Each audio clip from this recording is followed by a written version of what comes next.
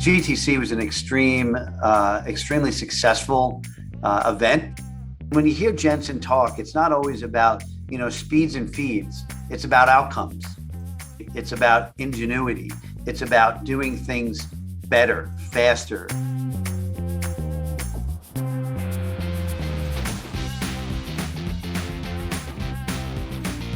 There is one more miracle we need: the metaverse, a virtual world that is a digital twin of ours.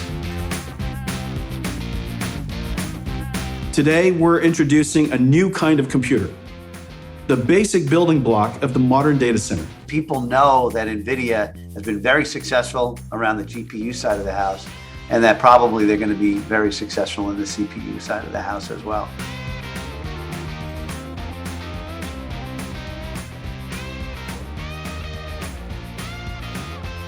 We've launched many campaigns together, right, for helping organizations to help drive ingenuity and solutions outside of the US. So, I see us doubling year after year with them as far as our revenues that we're doing, the solutions that we're offering, right, and the impact that we can make globally together.